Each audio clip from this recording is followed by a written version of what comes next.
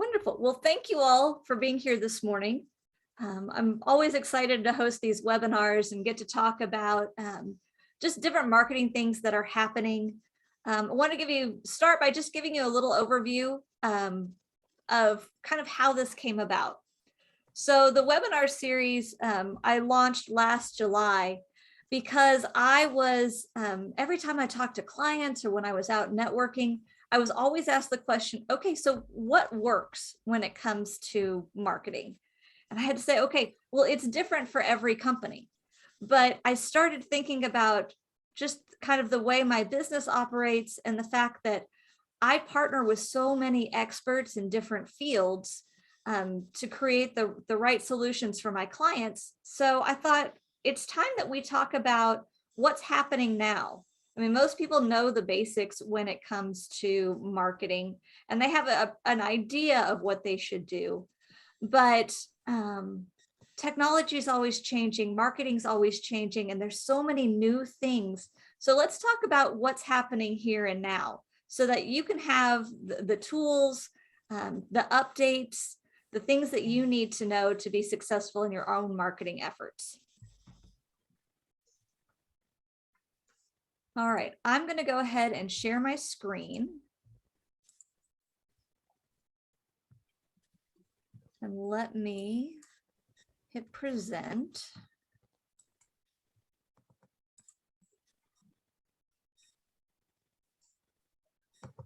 I love technology. It always takes just a minute.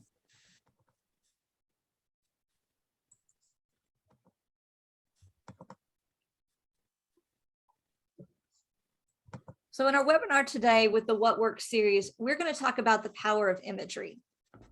And Clint Cothern is here today, and he is going to be sharing some really great information with you about what you need to know about photography and imagery for your business. Because I love marketing strategy, and marketing and well, I should say strategy and writing is really my strong suit. I'm going to start today by talking a little bit about the difference between marketing strategy and tactics, because photography and imagery is part of the tactics that you would use as part of an overall marketing strategy. Then I'm going to turn it over to Clint. He's going to talk about the role of imagery in your business, the critical focus of your content, and the difference between standard and dynamic imagery. At the end, I'm going to open it up for questions and then share with you kind of what's on the horizon for the What Works series.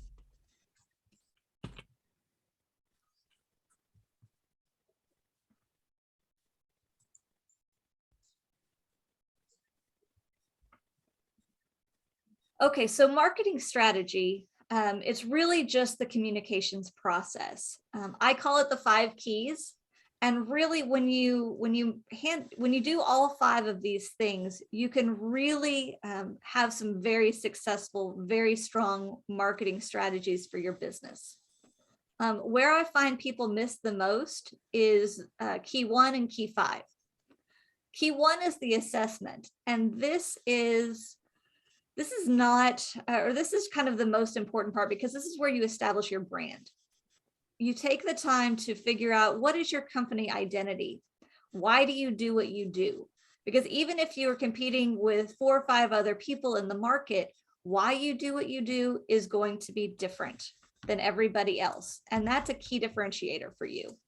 Your core values, what you believe in, the things that your unique selling points, how you differ from your competitors, all go into helping you understand what is your brand, what do you believe in. And because when you have a strong brand and you have a strong company identity, it will help you attract your ideal customers as well as engaged employees. The second part of that is your ideal customers. I'm sure that with every company, or there are multiple ideal customers. And so it's understanding who they are, what their beliefs are, how do they align with you, and also how do they get their information.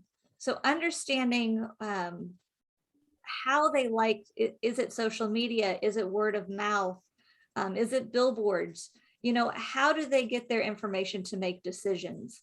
And once you understand that about your ideal customers, you can have a better idea of what tactics are going to work with a marketing strategy for you. The next part is goal setting. Understanding, so what are your business goals for the year? Some people forget that marketing is all about helping you achieve your goals. And so understanding what you want to achieve for the year and then creating smaller marketing goals to help you work towards that bigger goal. You can break it down by quarter, you can break it down by campaign. If you've got something special coming up with a certain product, whatever your goals are for your business, using your marketing to really help drive those goals is very important. But the thing about goal setting is that it's also measurable. I like using smarter goals. So they're measurable, you know, time bound, all of those things. But at the end, I call them smarter because I like to evaluate and reset. I wish I could tell you that communications is an exact science, but it's just not. And so there's a little bit of trial and error that goes into this as you are figuring out exactly how your ideal customers want to be communicated with. And so that's why evaluating your goals, figuring out what's working, what's not working is so very important. What we're talking today with photography and imagery all goes into this third part, and that's what we're talking about today. This is where you're determining your tactics. You're figuring out how you want to do this. It's also creating your implementation calendar. So what's the strategy behind achieving this? You know, what tasks have to be done? How do you do this? How do you lay out the campaign within your time frame? And then the fourth part is just implementation, and that's actually just doing the work. And then number 5, as I said, this is a part where people forget to do a lot, and this is evaluate the results. You know, what social media posts are getting the most attention, the most engagement? What messages are resonating? What messages are not resonating? You could try something and it could flop. And that's how you know, okay, I tried this, it didn't work at all. Let's take that out of the mix moving forward. Or you could find something that you didn't expect to work incredibly well. It's bringing in leads, it's doing all the things that you want it to do. You know that you need to do more of that because it resonates with your people. So that's where the evaluation part is so very important.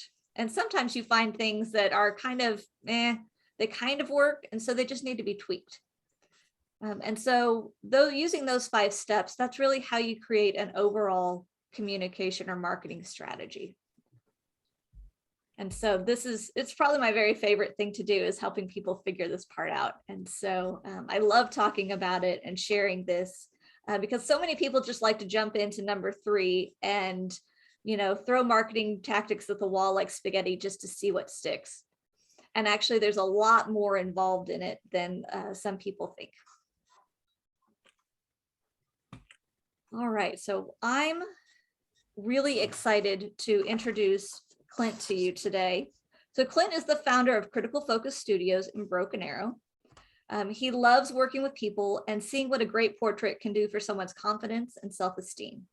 He approaches each project with purpose and intention, from professional headshots to artistic portraiture. He's committed to providing you with the highest quality photography. And his focus is to deliver the best portrait you've ever had. I recently worked with Clint because he did all of the photography for my new website. And so I was really excited to bring him here because he was so good about understanding the vision that I had for my website and the types of images that I wanted to create. And I felt it was a true collaboration and a partnership. And he just brought so much value to the project. So I am excited to turn this over to Clint and let him talk about his expertise. All right. Well, I appreciate the introduction there. Let me get my screen up here real quick.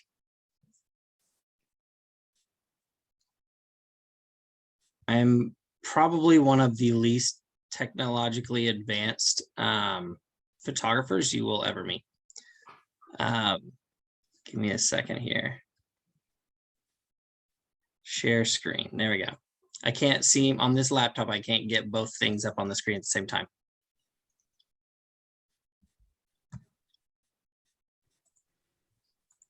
Share. All right. Can you guys see my screen? Yes, we can. All right. I would love to get this up to where I can see you guys and this screen at the same time, but for some reason, when I go full screen, that's all I'm seeing. So speak up, let me know if anything goes crazy or looks weird. I am a eye contact type of person. Part of what I do, or part of the reason why I do what I do, is I'm very visual. Is anybody else? Once again, this is really weird not being able to see you guys. I'm going to try one other little thing because it looked like it gave me an option there. I apologize, guys. Give me a second. I just want to make sure that I can do this right. Because is anybody else visually feedback? I can see you guys at the moment. Anybody else like really visual? Yes, for Yeah, sure. it's very difficult if I can't see somebody. We're going to stop share, and then whenever I share, I think I can share just this piece.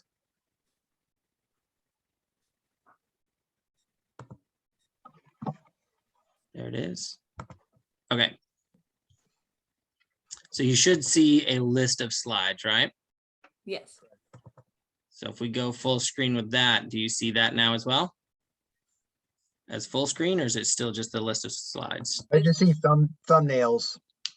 My goodness. All right. We're going to Yeah. try one more time here because now it's letting me see both. This laptop has been sitting in a bag for a little while. All right. Got it figured out. That right there. I can see both. Can everybody else see both? Yes. Sweet. Okay, I can see you guys. This is so much better than talking at the picture. That's so weird talking at the picture. Okay, so once again, my name is Clint with Critical Focus Studios, and I'm actually going to take some of what we talk about in our networking groups a little bit seriously, and I'm not going to tell you how long I've been doing this. I did it for quite some time professionally for other studios. And then I took some time away. I stepped away and went into sales. I thought I needed a real job. And so I started doing outside sales and just really didn't enjoy it. I enjoyed talking to people. I enjoyed what outside sales is as far as the communication. But I hated not being able to fulfill part of that, right? I hated going and having a conversation about what it was we were going to provide, and then somebody else gets to provide that, and I got to go start that conversation over again. So I'm very much on the fulfillment side of things. So that being said, I love the start to finish piece of what I do, and I have been doing this particular business. We've been in business technically about 3 years, but I've been full-time for about a year. And throughout that time, I've reconnected with a lot of what imagery means to me. And I've actually learned a lot about what it means to be a very visual person. So if you're not visual, I apologize. This is not going to be a very fun presentation for you if you're not a visual person. But I believe that imagery is extremely powerful in what we do. I actually have a piece in a minute, a story coming up that I'm going to tell you guys about kind of where that started for me. And I'm dealing with two screens here, so we're going to pull that there. Perfect. I haven't seen that plank technique before.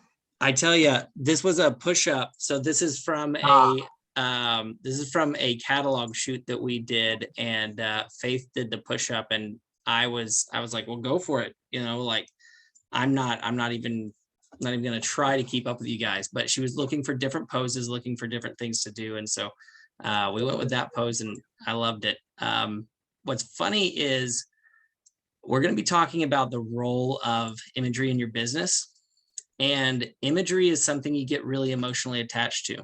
Me as the person that creates it, but then you as somebody that, you know, if you own a business, if you're running any portion of a business and you're making decisions on the imagery that goes into that business, it becomes very personal.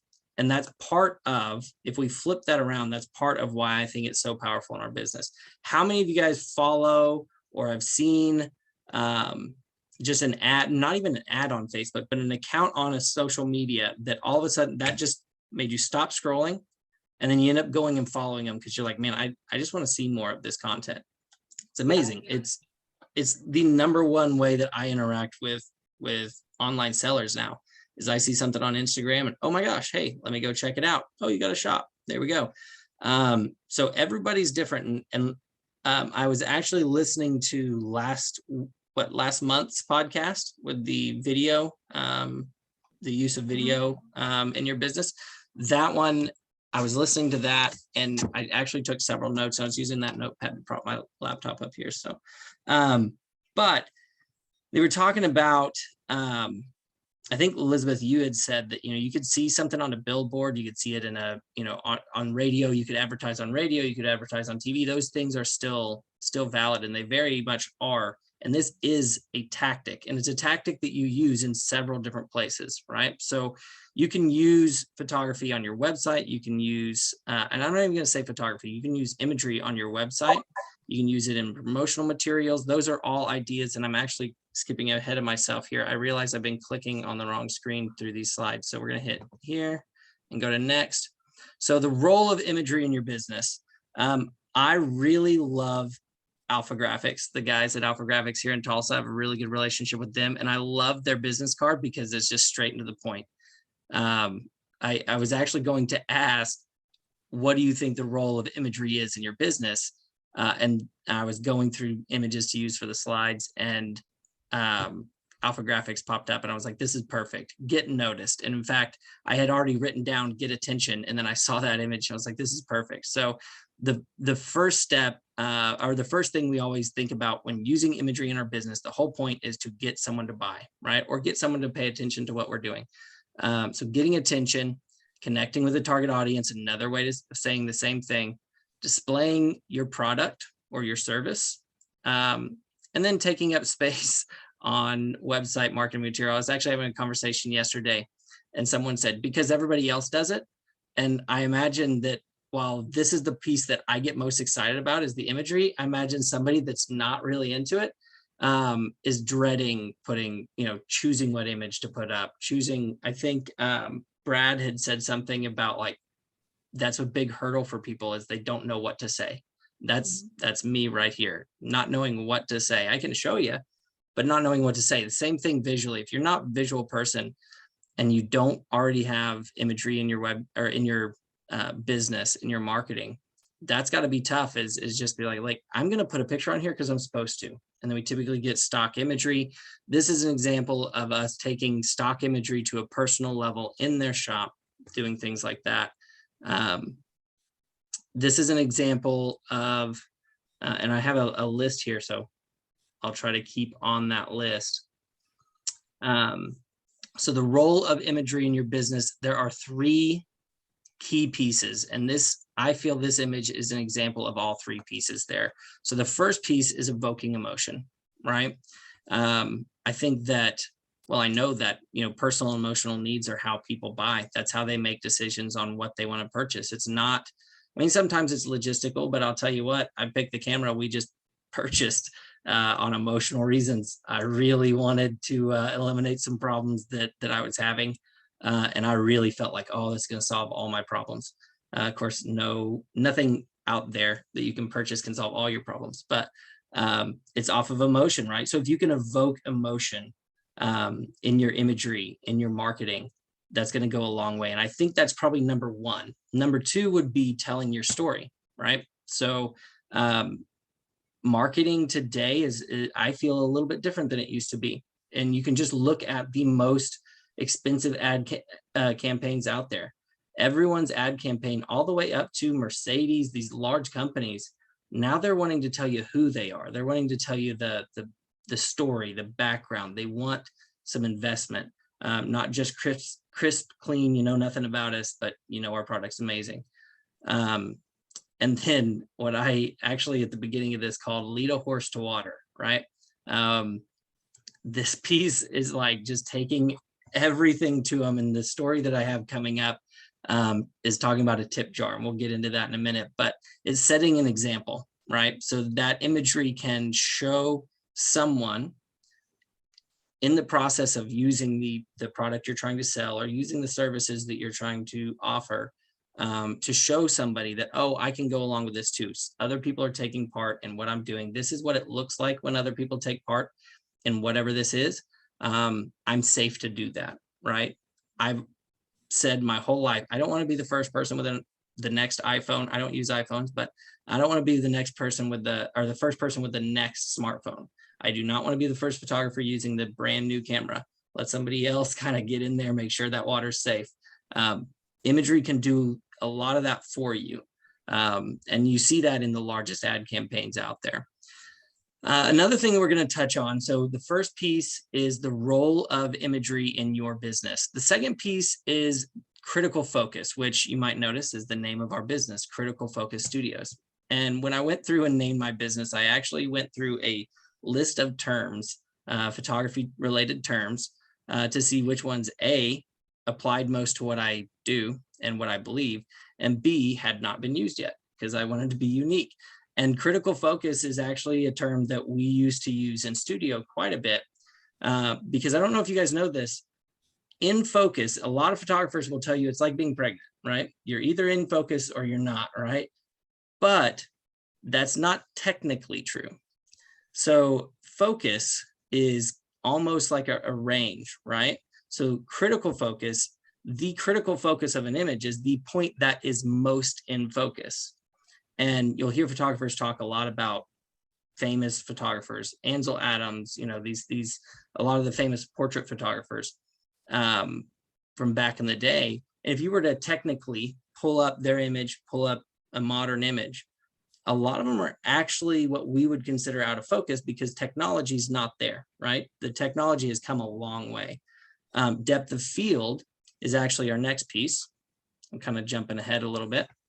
The depth of field is the distance, and my screen is covering this up here, so I'm going to switch over here. Depth of field is the distance between the nearest and the farthest objects that are in acceptably sharp focus in an image. And we actually pulled that definition from Wikipedia because I can show you, but it's hard for me to tell you. And while this is a beautiful image of Dean, he had the best time tearing that cake up. This is actually a really good example of depth of field.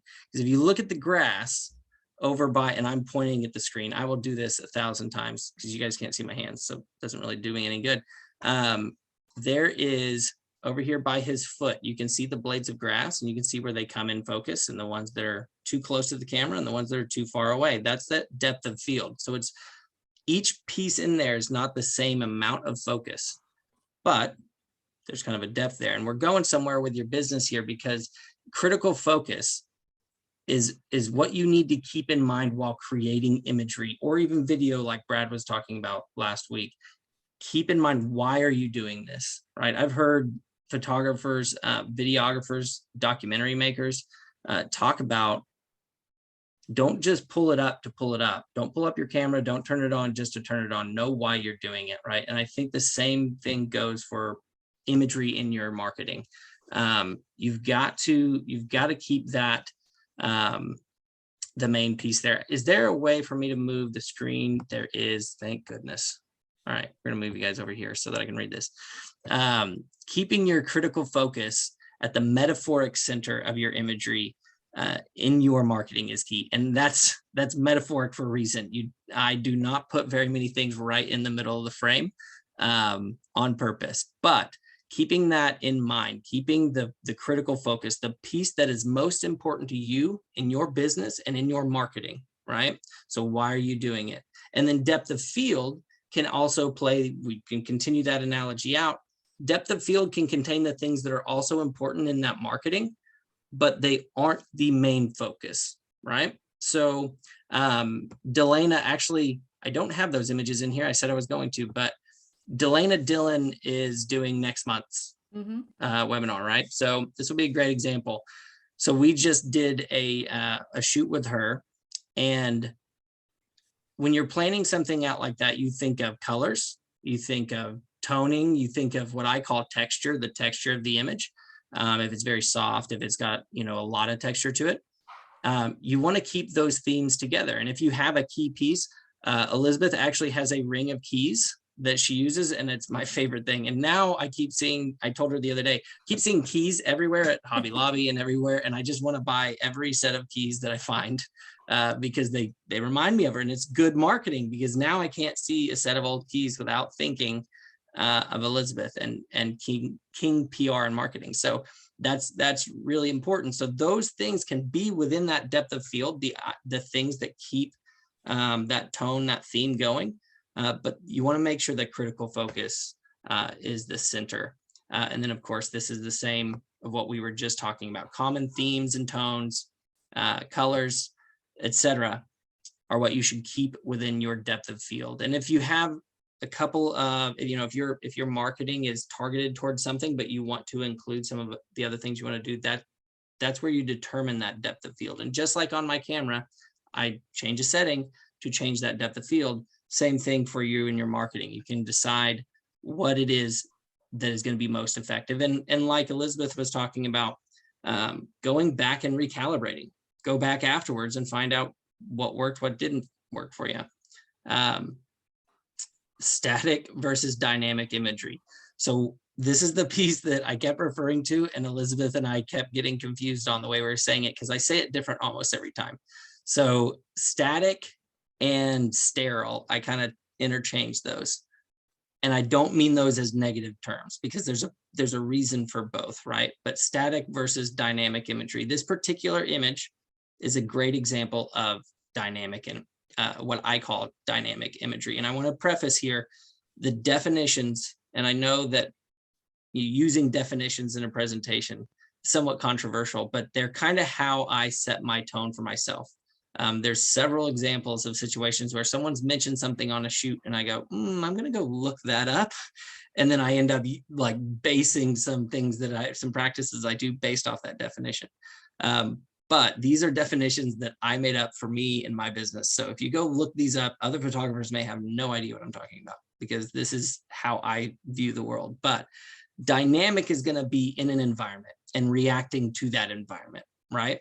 So if you're trying to do, what we were talking about earlier, the lead the horse to water piece, right? If you're trying to show someone interacting with your product, that's going to be a dynamic imagery. Most of the time, evoking emotion is going to be dynamic imagery. That's the type of thing that you want to tell the story with, right? That's all three pieces that we have today. But there are reasons for static as well. So we're going to start with static. Apparently we have a couple copies of this slide here. All right. So this is what I would call static or sterile imagery. And in your business, if you're selling a product, do we have anybody on here that sells product in particular? Or versus services? I can't see the whole list here, so I'm going to assume someone's selling a product on here. We're mostly service-based today. Mostly I service-based. sell both. Okay, gotcha. So a lot of times I'm the same way. I sell product and service, right? I got to sell the service before I can sell the product, but that's why I included a couple of shots of our prints here. So these are down in the middle. Can you see my cursor as well? Yes. Awesome. That's so much easier. All right. These three images right here are actually studio shots of our prints, right? That's not an image of a print on a wall. That's not an image of anything being used. That's highlighting that unit and just that unit to say, hey, this is something that we sell. You can imagine where it would go. The one of the golf pictures on the little easel is kind of in the middle, but it's still what I would call static. This image here is a headshot we did for our buddy Austin Lindsay. We partner with him on the This Is Tulsa podcast, and we provide a lot of imagery. In fact, that previous image, this one here, is actually from one of his podcasts we did in her tailor shop there, and we do a lot of that imagery for them. So that's an example of dynamic. But on the static side, he still has a need for static imagery. He needs thumbnails for videos. He needs announcements. That's announcing season 2. You can see my, I call it my email card at the bottom of my email. That's my signature card there. That way people see me I hate my face, so I just had to go with the best option possible. And I understand that's pretty typical for us to be critical of ourselves, but it's a little bit of a positive image so that if people are reading my email, they see me excited and happy. They're not reading it as like, they're not putting their own tone on it. They can see that static image. It's building familiarity. It's got its purpose. I put this other one in here as well. This lady is a really good friend of ours that she actually doesn't live around here anymore, but she works for a very large company. I'm not gonna put it out there where she works. She works for a very large company in Tulsa, and she's in the safety department, and she gives speeches and like she's an executive for safety. And so she wanted something a little bit serious. And she is a little bit intimidating. I would bet she's 5 foot nothing, but she walks in the room and she might be 8 foot tall. Like she has that power, and she wanted that kind of image for some speeches coming up. She's writing a book, different things. So those are examples of static imagery that still give the emotion and still kind of do some of the things we want to do, but that's static. And then on the dynamic side, this is more in space, right? Which is what I would call dynamic. And so if you're trying to sell the experience, right? So just for contrast, we've got Austin here in an actual podcast at a local brewery, discussing with them, you know, kind of getting their feedback. So if he's going to a client saying, hey, I really like to have you on my podcast, or if he's marketing to them without directly saying that, someone that's considering it is going to be able to see that, the static image of him over here in his headshot. And then they see him actually in person doing the work, right? Well, they can imagine themselves sitting there having a conversation with them. Same thing with Salt Earth Spa. That this is an image we did for Salt Earth Spa. It's not just, you know, they came to us, hey, we don't want just some shots coming right in from the doorway, just kind of head high. We want to show people enjoying this. Well, every time I go in there, I sit down in the salt and I almost do snow angels in it. Like, I love that room. It clears out my sinuses and it's so relaxing. So my instinct was, hey, let's get down in the salt and let's show the salt, because there's a ton of salt. There might be a couple tons, like actual tons of salt in the bottom of that room. And it's amazing. So we wanted to get down in there. We put in a headshot of Nate down here in a coffee shop. We actually did a static headshot for Nate, and I wasn't happy with it. And I met him at a coffee shop, just got him talking, and we did some headshots there. Examples of product photography down at the bottom. Same kind of thing. That is still somewhat static because it is rather staged, but it's in an environment that beer has been poured into that glass and it's ready to drink, and someone can imagine themselves picking that up, and it's interacting with the environment. The one in the middle, the Tulsa Club, a quick pitch, and you'll see several of the images coming up for it. The Demand Project is a local nonprofit that we work with, and they're doing a gala. And I definitely would recommend looking that up. That's coming up on the 2nd. But that is an ad for their gala at the Tulsa Club Hotel. And it's a very fancy event. It's called the Blue Tie Gala. So we wanted to incorporate several of the things that they're doing. There's a little bit of storyline there that's a little different because that car is a 55 Chevy and it's not 1955, but that kind of tells that story of, hey, this is going to be an elegant night out on the town for a great cause. So using that dynamic imagery versus the static imagery, both of them have their place. And the Demand Project has plenty of static imagery throughout their site and throughout their marketing as well. Go ahead. Yeah, you did gorgeous work. I'm a volunteer at the Demand Project and with the gala. So I'll finally meet you. I've heard about you and seen your work. I'm excited about it. The gala is going to be so much fun. Thank you for volunteering with them. I've fallen in love with that company, and the work we've gotten to do has been a blast. And we're going to have some dynamic imagery from that night too. It's going to be rather dynamic, I'm sure. So this is another one actually from that shoot, but we actually have used it separately. But so those first three things, the role of imagery in your business, the critical focus of your imagery and the use of that imagery in your business, and then static versus dynamic imagery. So that kind of sets the stage for how you can use imagery in your business. And then we're going to go through 3 points here. And the first is the use of imagery to evoke emotion. And we kind of talked about these, but I'm going to go into detail just a little bit on these. So the use of imagery to evoke emotion, how do you want your audience, right? Your target audience, your customers, your prospects, whoever it is you're trying to reach, how do you want them to feel about what it is you're doing, your service, your product, any of that? This is an example of dynamic imagery, but man, that to me, I don't know about you guys, but that imagery evokes emotion. I mean, that tells me I can almost feel. That was actually kind of a warm night, but I can almost feel just kind of that evening air in that shot, right? That is going to really evoke a response from your audience, from your customers, from your prospects. If you're selling that event, they want to be there, right? We all want to touch that car.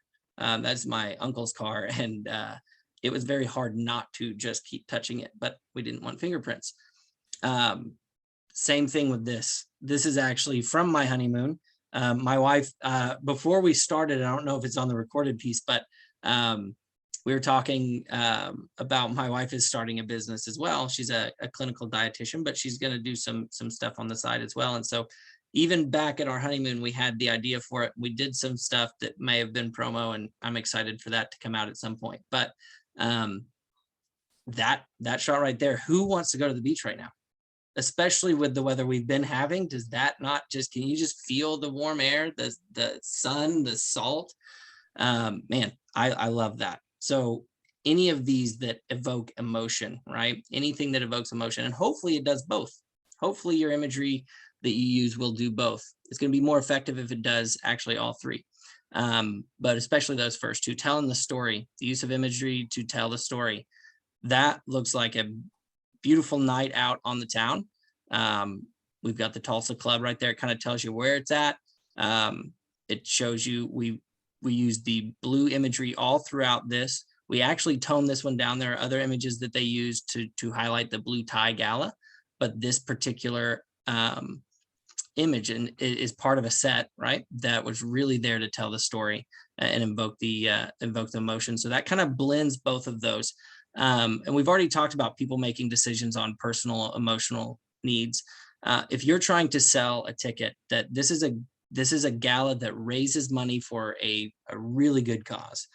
Those tickets aren't cheap, right? So if you're trying to get people to take their night, right as the weather's getting better, take a night out and spend a bunch of money to go to an event to support a cause, you want to really evoke that emotion. You really want to tell that story. And this isn't telling the story of the demand project. This is telling the story of the night. So once again, that's using that critical focus. The critical focus of these images was to tell you about the night and make you want to be there. You don't want to miss out on that party. Again, we actually called this the 007 shot once we got it, because he looks like he's 007 walking out. I mean, every guy that sees that wants to be that dude in that suit with that car. They look like they're about to go have a really good time, or they just did have a really good time. So these are all perfect examples of using that imagery to evoke emotion and to tell the story. I put on here, actually, a picture is worth 1,000 words, was definitely written by someone visual like myself, right? I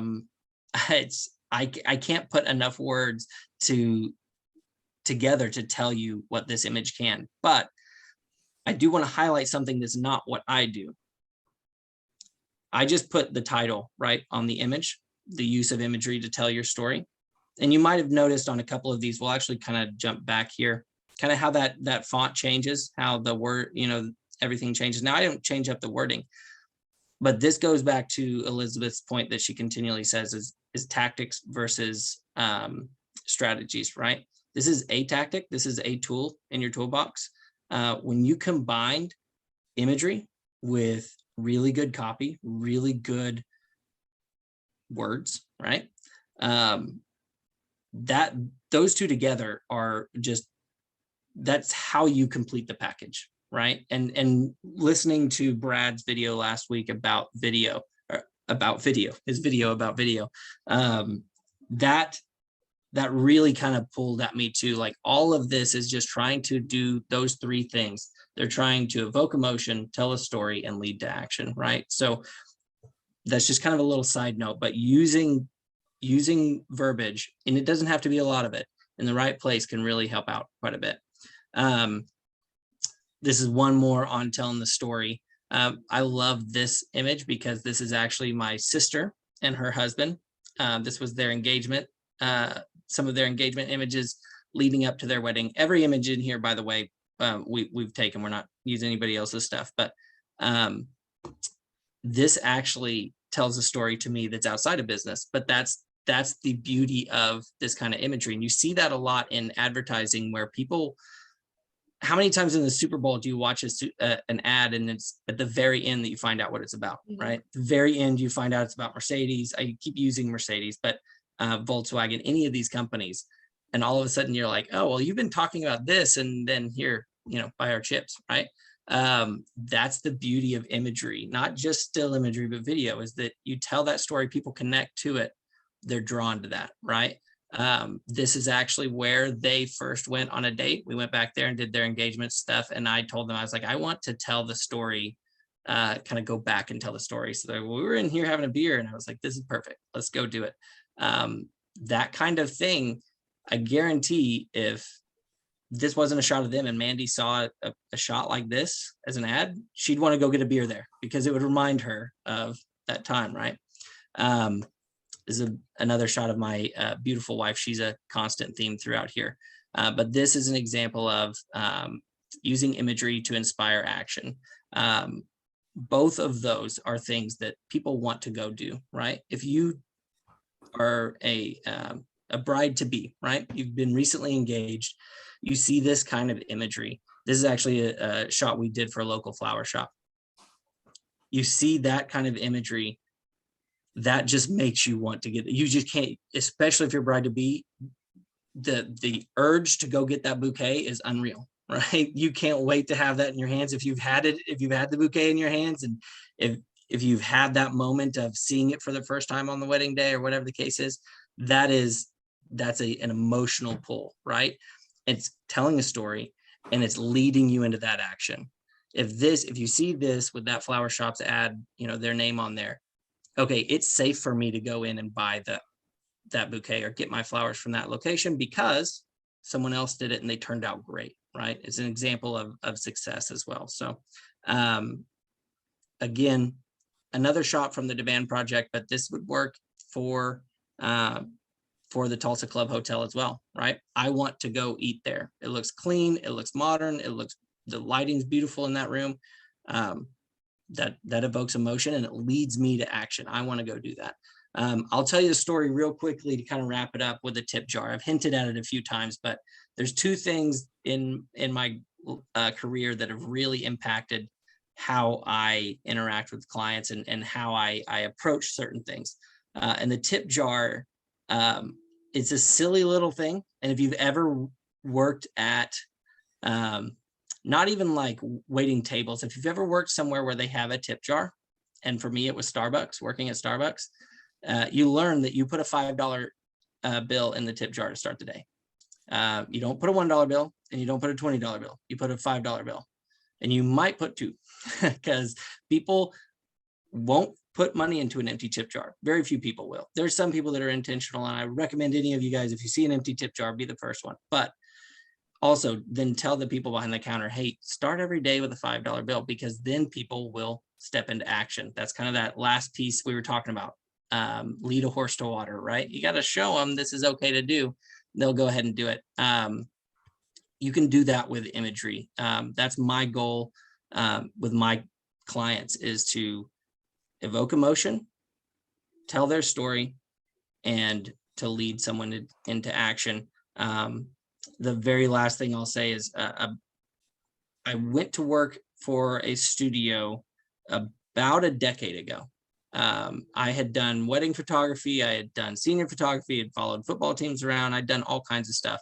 But I went and applied at this studio, and I actually annoyed the crap out of them until they gave me a job. In fact, later the owner told me, they were like, we didn't think that you'd stick around because we had you clean for the first 3 days. And I was like, look, there were cameras in the room. I was fine. I was happy. and worked there for a long time, had a really good time. But we ended up doing kind of a training thing. They hired several of us at the same time. And my boss told us we were doing church directories amongst many other things. But he was talking about doing these pictures for these families, right? And some families, that's the only family portraits they'll ever get is a church directory. And some people don't care. They're in a room, maybe 15 by 20 room with a black sheet and 3 lights, right? So that's not super inspiring compared to some of the stuff that we see every day. But he told us, don't take yourself too seriously, but also know the impact your images can have. A couple might be having a rough time, and I apologize, my screen that I was using as a light there went out. A couple may be having a rough time whenever they, get home 10 years down the road, and your image might be on their mantle, and they may see it and remember a time before they were having issues, right? It may bring to mind some of the reasons they got married in the first place, all right? Or if they're struggling with their kid and they see that image of, oh, back when he was young and cute and he wasn't a little terror, right? You might just be the thing that keeps a family together. That stuck with me on an amazing level. And that is why I put the effort that I do into my imagery, is because it may not make a difference, right? But if you have a service or a product that changes somebody's life, that image might be the thing that gets them to pick up the phone, right? I get a little emotional talking about it, but that's like, I believe it on an internal level. And last week, Brad wrote, you have to believe what you do before they ever will, right? The Zig Ziglar thing, which I agree. Several of Zig Ziglar's quotes I'm really big on, and I disagree with him on a lot of things. But that right there, like, you got to believe in it, right? So if that imagery, if you can put that kind of thing into play that you believe in and know that it can do that, then it might just do that. So that's all I've got, guys. I really appreciate you guys giving me the chance to talk to you today. I put on the screen my website. Sorry, it's behind something here. My website and my phone number. We'll also send something out. You can go to criticalfocusstudios.com/Clint, and it's got a download on your phone. You can just download my contact information right there if you guys ever need to reach out to me for anything. So, Elizabeth, is there anything else? Well, I was We going to got open it questions? up to some questions, and if you will let me share my screen now. Yeah. I have I a got to couple click off of this, follow-ups don't for I? the end. Perfect. So what questions do you all have for Clint? Thank you. That was really great information, and your photographs are beautiful. Your imagery was stunning. Thank I you. will kick off a question. When you're wanting to do things like this, do you have tips on like what to wear or where to go, or how to even get started making a plan of, because all these shots of being in action someplace is awesome. But then like, if I was going to try to figure out how to set that up for myself, I have no idea where I would even like, oh, where would I go for that? Or what should I wear for that? Or how do I even start conceptualizing what this is going to be? Or do I just call you and we figure it out? A little bit of both. Okay. A little bit of both. So my first recommendation is to put yourself, you always have to start with what inspires you, right? So, and that's a terrible answer. I'm going to try to clean it up a little bit for you. You have to start with what inspires you. So I tell you to look at the ones that catch your eye, right? We started this talking about, is there a company or something you follow just because they caught your attention? What is it that attracts your eye? And then flip that, keep yourself in the consumer position, but then think, what is it that might tell that story? Or is it going to, what's going to evoke an emotion for them? Not for me as the owner, but as somebody potentially buying that product or that service. What's going to tell my story, right? Because I really want to look a certain way. I really actually designed my website to be very sterile, right? To be very clean. But then that's not my story, right? So we battle a little bit with that in our stuff as well. But I would say start with what draws your attention, right? What catches your eye. And then the other half of that is try it, right? There actually, Elizabeth can tell you, we did one session and it was kind of 3 different parts, and we ended up going back and doing part of it over again in another location because we felt we could get better results, right? So the hardest part is getting out and starting it. And so I would recommend, try it. And if you don't like it, figure out what you don't like about it, and then make your decisions from there. But yeah, I would say, and then you can always call me because I can help lead you to water as well. But yeah. Love it. Thank you. Mm-hmm. Well, with Good that, question, Camille, and good answer, Clint. well, with that shoot that Clint was talking about, so I had a vision in mind, and it was that depth of focus that he was talking about. I had a very specific image of what I wanted for my website header image to be. And so kind of where I needed to be, knowing where the text was going to be on the website and what side of the picture I needed to be on. And so we kind of worked through it, and the first round didn't quite get exactly what we needed, so we had to try it again. But he was so good about understanding exactly what what emotion I wanted to convey. And I'll show you here in just a second one of the shots from that shoot.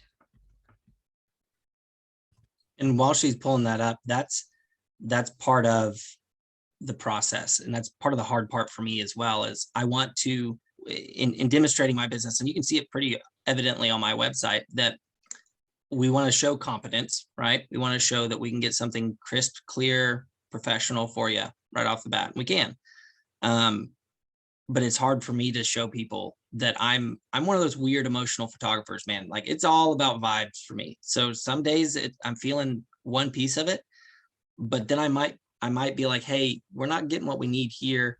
Planning is a big piece of that as well. We do pretty well on planning, but it's that ability to say, no, that's not quite what we want.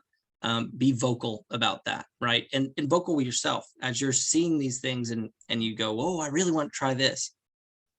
And when you see something you don't like, stop and identify that, and that helps. Elizabeth was great at that. She was like, hey, I need to be on this side of the image because the word's going over here. That really helps, right? That communication really helped.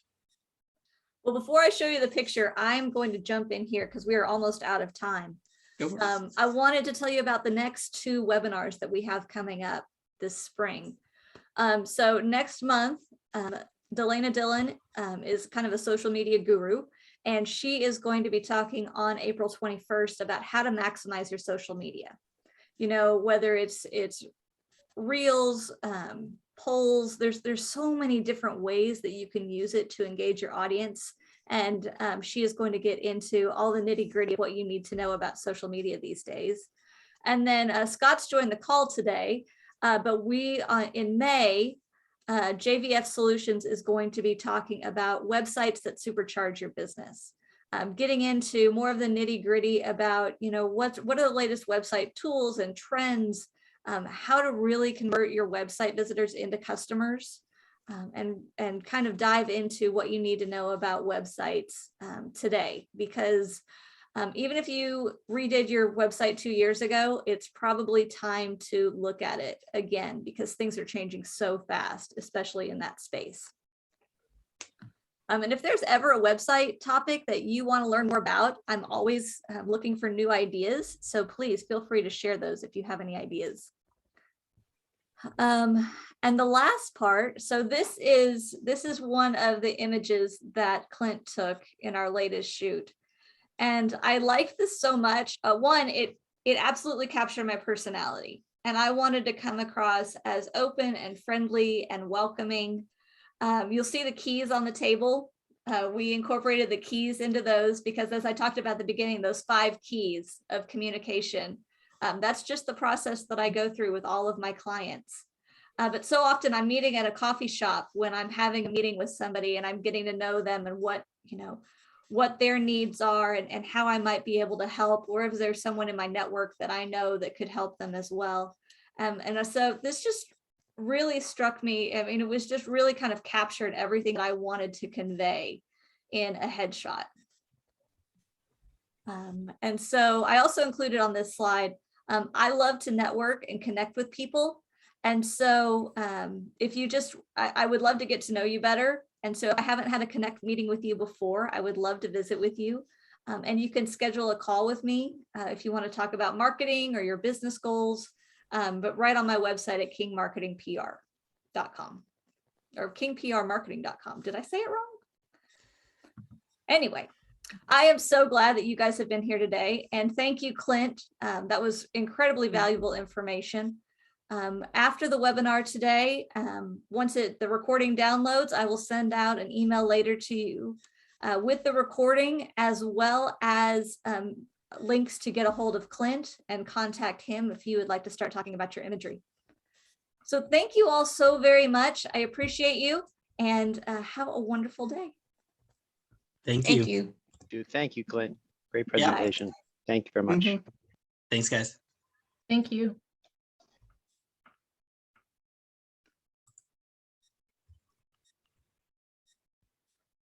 That was a good one. I liked it. I early on I was like, how do I find my notes? I kept clicking on my OneNote, and then it was because I have it small, it would jump like to the other half, and I was like, I